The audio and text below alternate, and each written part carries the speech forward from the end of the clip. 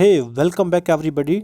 आप सभी कैसे हैं? आज के इस वीडियो में मैं आपसे बात करने वाला हूं लर्निंग चैप्टर के कुछ खास इम्पोर्टेंट कॉन्सेप्ट के बारे में। तो आप मेरे साथ इस वीडियो के अंत तक बने रहें। और आपको मालूम है कि इसके पहले मैं आपके साथ और भी कई वीडियो अपलोड कर चुका हूं, बेसिकली जो आप पीजीटी की तैयारी कर रहे हैं उसके लिए। तो आप उन सभी को देखिए और अपनी नॉलेज को बढ़ाइएगा। मैंने पहले कुछ एमसीक्यू अपलोड किए हैं, उनको डिस्क्राइब किया है, आप उनको समझिए और अपनी नॉलेज में कुछ नई चीज़ों को ऐड कीजिए। आपको मालूम है कि जो पीजीटी का एग्ज़ाम होता है उसमें जो क्वेश्चन होते हैं वो नेट के एग्ज़ाम जैसे नहीं होते हैं। यहाँ पे सीधे सीधे क्वेश्चन होते हैं।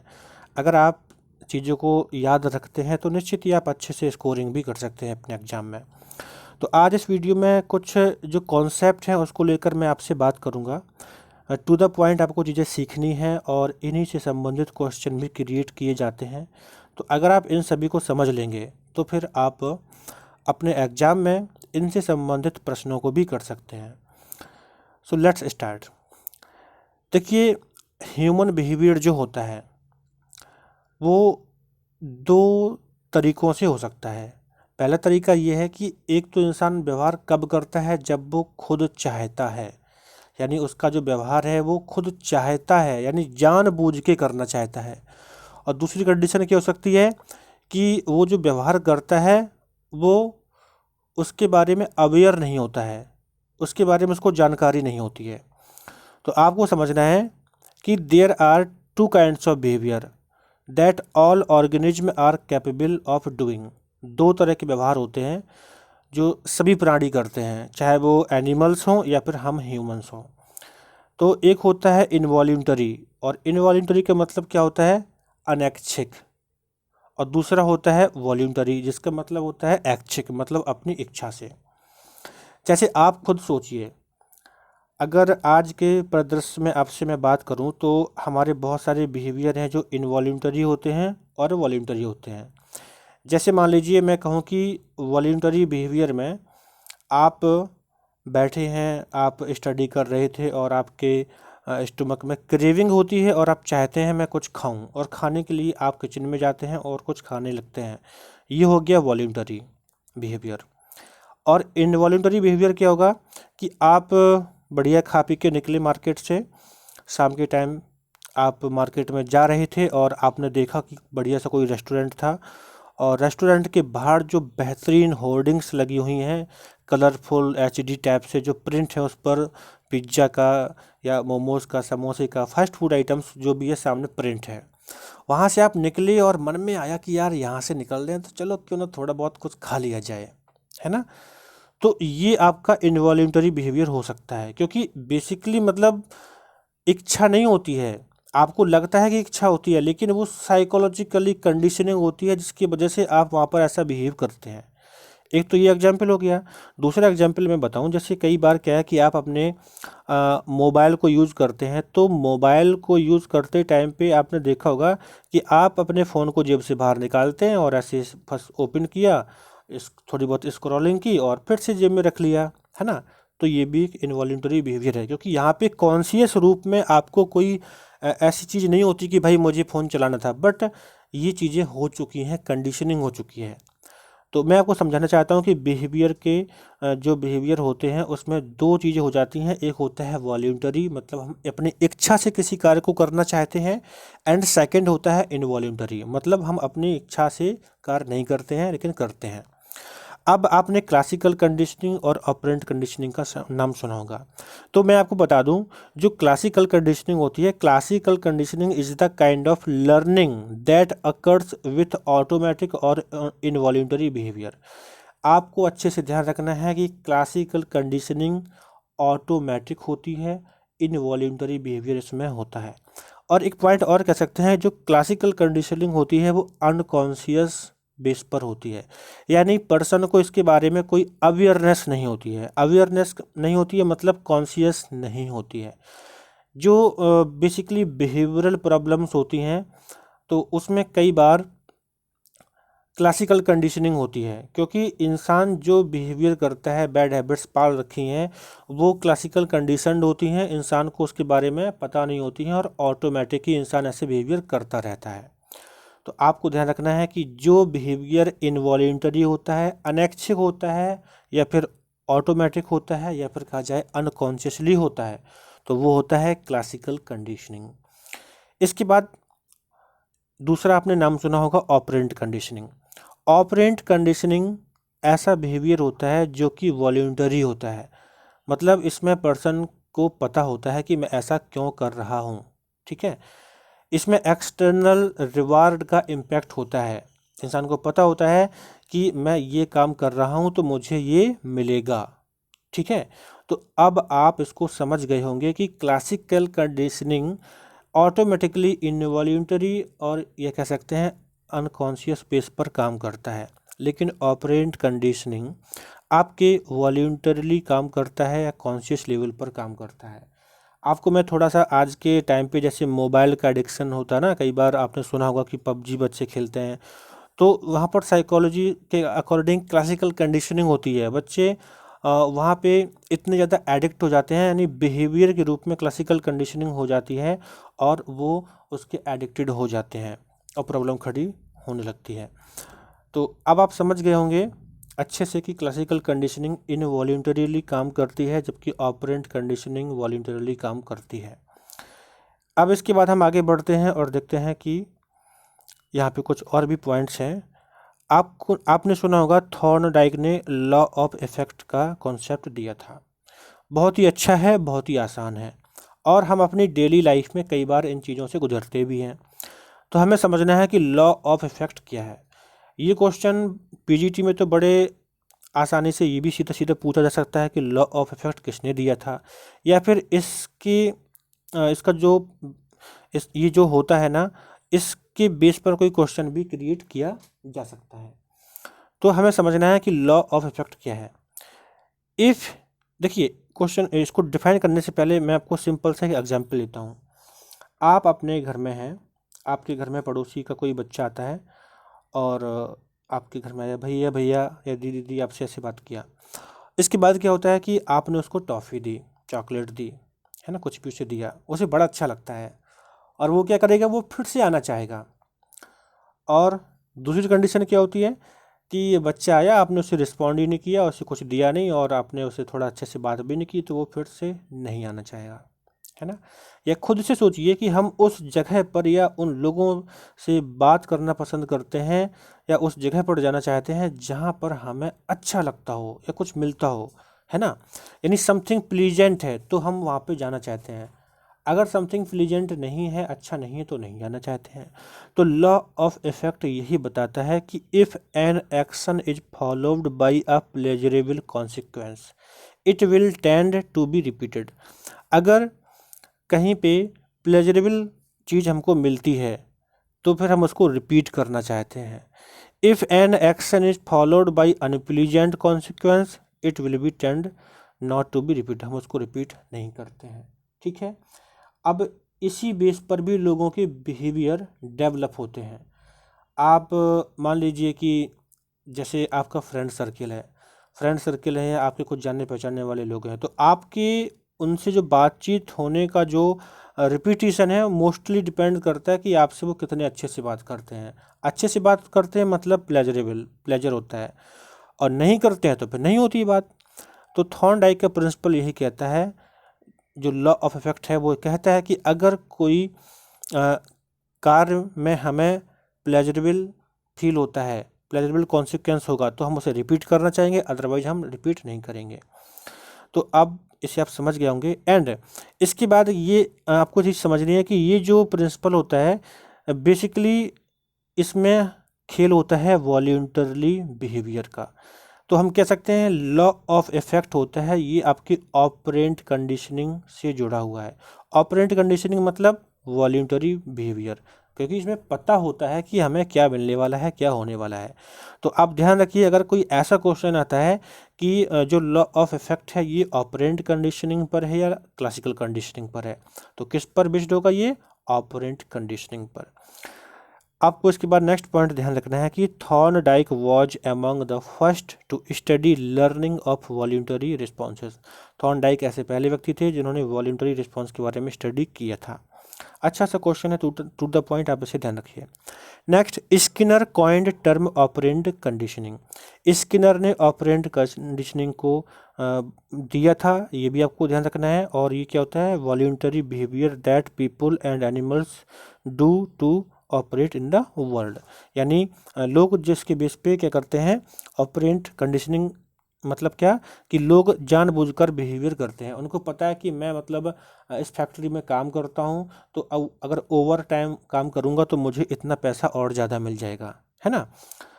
आपको पता है कि अगर मैं एग्ज़ाम में अच्छे से पढ़ाई कर लूँगा तो मेरे इतने मार्क्स आ जाएंगे और मैं एग्ज़ाम क्वालिफाई कर लूँगा, तो आप ज़्यादा पढ़ना चाहेंगे। तो ये क्या है? आपका वॉल्यूंटरली बिहेवियर होता है। तो इतनी सारी पॉइंट्स आप अच्छे से समझ लीजिए, क्योंकि यहाँ ये जो बेसिक अंडरस्टैंडिंग है ये हमको अच्छा बनाती है और एग्ज़ाम में हम चीज़ों को अच्छे से कर भी पाते हैं। इसके बाद यहाँ पर ये बहुत ही इम्पोर्टेंट है कि क्लासिकल कंडीशनिंग और ऑपरेंट कंडीशनिंग में अंतर क्या होता है। तो देखिए, हम एक एक करके ये पॉइंट्स देखेंगे और समझेंगे कि क्या अंतर है। पहला पॉइंट यहाँ पर लिखा है, क्लासिकल कंडीशनिंग में क्या है? End result is the creation of a new response to a stimulus that did normally produce that response. देखिए, हम जब क्लासिकल कंडीशनिंग को पढ़ते हैं तो वहाँ पे क्या होता है कि जो एंड रिजल्ट होता है वो क्यों हो पाता है? क्योंकि हमें नया रिस्पॉन्स मिलता है, और ये जो रिस्पॉन्स होता है ये किसी स्टिमुलस से होता है। जैसे कि आपको याद होगा जो एक्सपेरिमेंट हुआ था, उसमें जो डॉग था, डॉग जो पर्टिकुलर बेल की आवाज़ थी, रिंगिंग बेल थी ना, वो रिंगिंग बेल क्या था? स्टिमुलस था। और रिंगिंग बेल जो स्टिमुलस था उससे क्या होता था? उससे रिस्पॉन्स होता था किसका? सैलिवेशन का, यानी डॉगी के माउथ में जो सलाइवा है वो आती थी। तो ध्यान रखना है कि क्लासिकल कंडीशनिंग में जो एंड रिजल्ट होता है, वो जो न्यू रिस्पॉन्स होता है वो कहाँ से मिलता है? किसी स्टिमुलस से मिलता है, और उसी स्टिमुलस से ही रिस्पॉन्स बनता है। जैसे कि स्टिमुलस क्या है? रिंगिंग बेल, और उससे क्या होता है? सलाइवा का आना। और जबकि ऑपरेंट कंडीशनिंग में जो एंड रिजल्ट होता है is an increase in the rate of an already occurring response. यानी पहले जो रिस्पॉन्स हो चुका है उसी में टेंडेंसी बढ़ती जाती है। मतलब पहले बच्चा आपके घर पर आया, आपने उसको चॉकलेट दिया, उसके बाद फिर क्या रिस्पॉन्स आएगा? वो फिर से आपके यहाँ ज़्यादा बार आना चाहेगा, ठीक है। तो सीधी सी बात है, एंड रिजल्ट में क्या होता है? नया रिस्पॉन्स मिलता है क्लासिकल कंडीशनिंग में, क्योंकि स्टिमुलस जो होता है उसकी वजह से। जबकि ऑपरेंट कंडीशनिंग में क्या होता है? जो एंड रिजल्ट होता है उसमें इंक्रीज होता है, वो बढ़ता है बार बार रिपीट होने के लिए। रिस्पॉन्सेस आर इनवॉल्यूंटरी, दूसरा पॉइंट है।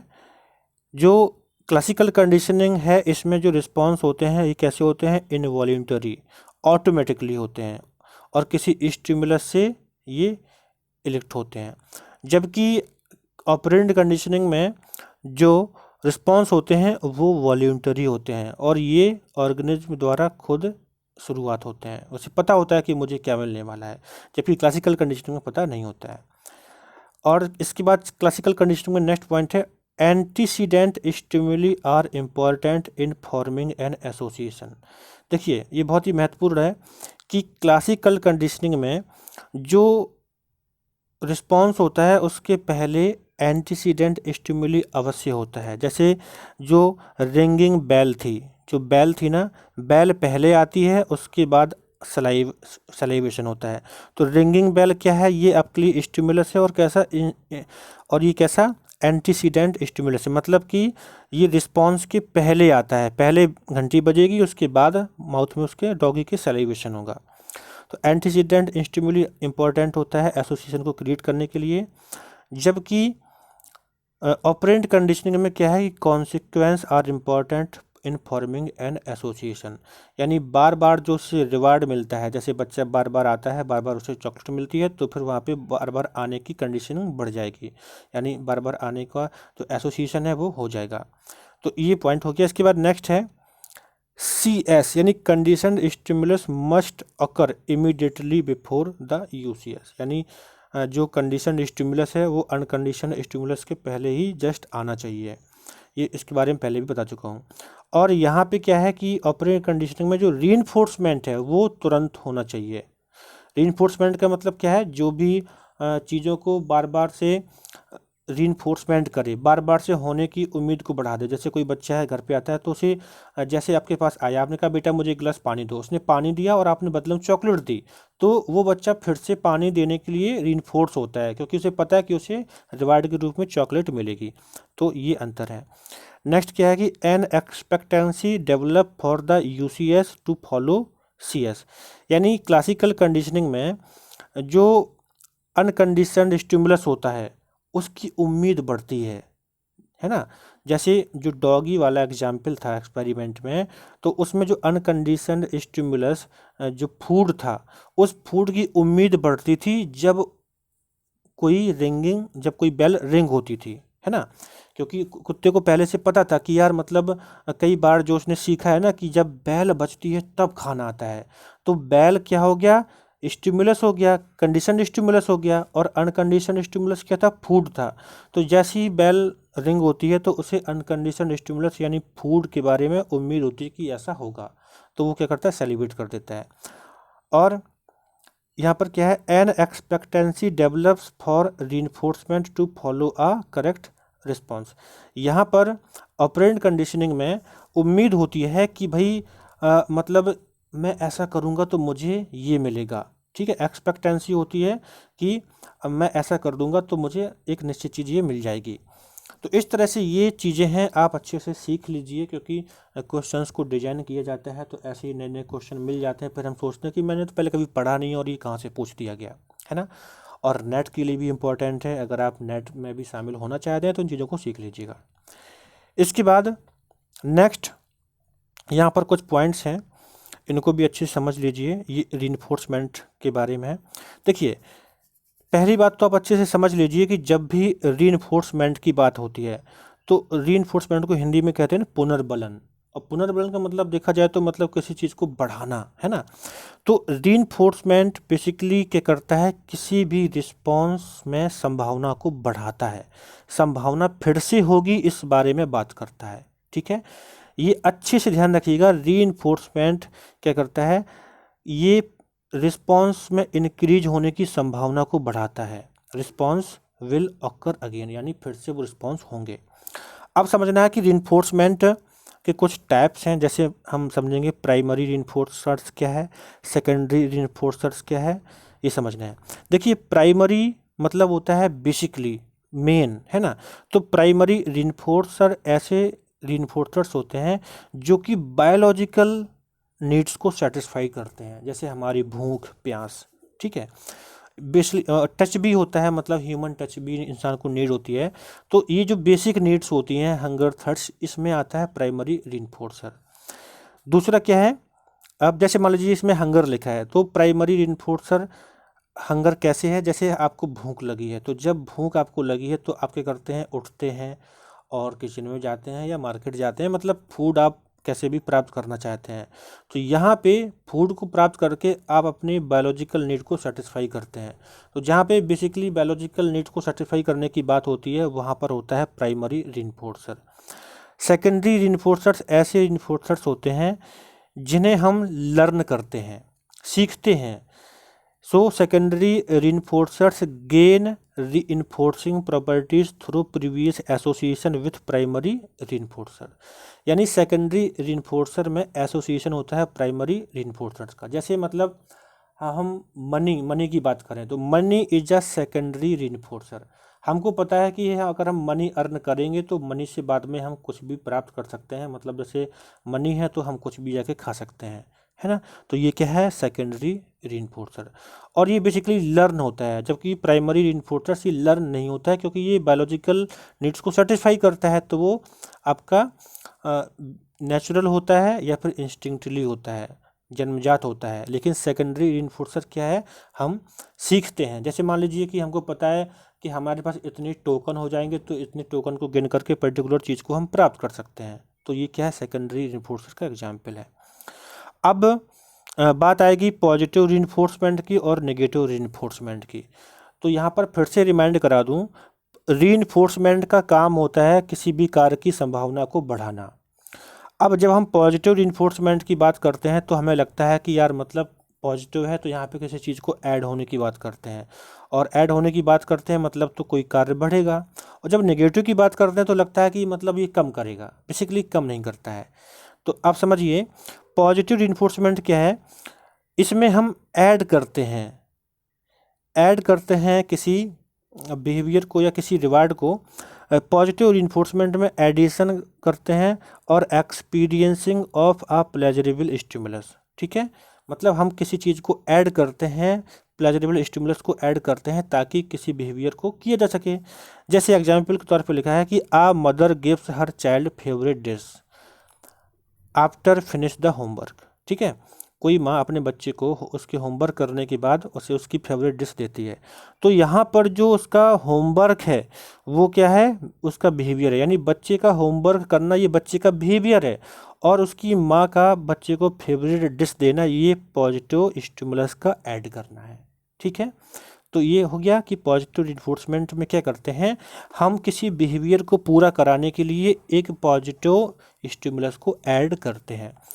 और जबकि नेगेटिव रिइंफोर्समेंट में क्या होता है, नेगेटिव रिइंफोर्समेंट में भी बेसिकली हम किसी बिहेवियर को बढ़ाने की ही बात करते हैं, लेकिन यहाँ पे हम क्या करते हैं कि अनप्लीजेंट स्टिमुलस को हटा लेते हैं। सो लिखा है रिमूवल और एस्केप और अवॉइडेंस ऑफ अनप्लीजेंट स्टिमुलस। जैसे you decide to clean up your mess in the kitchen to avoid getting into fight with your roommate. आप किसी रूममेट के साथ रहते हैं और आप चाहते हैं कि रूममेट से ज़्यादा मतलब पंगा ना हो, तो आप क्या करते हैं, किचन को पहले से ही आप खुद साफ करते हैं, और आपका इंटेंशन क्या होता है कि यार रूममेट से मेरी लड़ाई ना हो। तो किचन का आपका जो क्लीन रखने का जो इंटेंशन है वो आपका बिहेवियर है, ठीक है। और इस बिहेवियर को करके आप क्या करते हैं, इस बिहेवियर को करके आप उस सिचुएशन को, यानी रूममेट से जो फाइट हो सकती है उस सिचुएशन को आप दूर करते हैं, यानी उस एवर्जिव स्टिमुलस को हटाते हैं। तो बेसिकली नेगेटिव रिइंफोर्समेंट में भी हम अपने बिहेवियर को या किसी चीज़ को बढ़ाने की ही बात करते हैं। रिइंफोर्समेंट शब्द लिखा ना, रिइंफोर्समेंट शब्द लिखा है तो बढ़ाते ही हैं, मतलब हम किसी अच्छी चीज़ को बनाए रखना चाहते हैं। तो ये है आपका नेगेटिव रिइंफोर्समेंट, और ये था पॉजिटिव रिइंफोर्समेंट। तो फिर से समझ लीजिए कि पॉजिटिव रिइंफोर्समेंट में हम किसी स्टिमुलस को, यानी पॉजिटिव स्टिमुलस को ऐड करते हैं ताकि चीज़ें ठीक होती रहें। और नेगेटिव रिइंफोर्समेंट में हम क्या करते हैं, बस जो एवर्जिव स्टिमुलस होता है, नेगेटिव स्टिमुलस होता है, उसको हटा लेते हैं ताकि चीज़ें ठीक बनी रहें। दोनों पॉजिटिव रिइंफोर्समेंट और नेगेटिव रिइंफोर्समेंट दोनों में उद्देश्य क्या है कि चीज़ें ठीक ही बनी रहें, मतलब जो प्रोबेबिलिटी है किसी बिहेवियर की वो सही बनी रहे। तो अब आप समझ गए होंगे कि इन दोनों में क्या फ़र्क है। सो आई होप आपने सारे कॉन्सेप्ट को समझा होगा। तो आप मेरे साथ यूँ ही जुड़े रहें, चीज़ों को सीखते रहें, और इसके पहले जो भी वीडियो अपलोड किए हैं आप उनको भी देखें, आप निश्चित ही अपनी लर्निंग को बूस्ट कर पाएंगे। सो थैंक यू, मिलता हूँ आपसे अगले वीडियो में।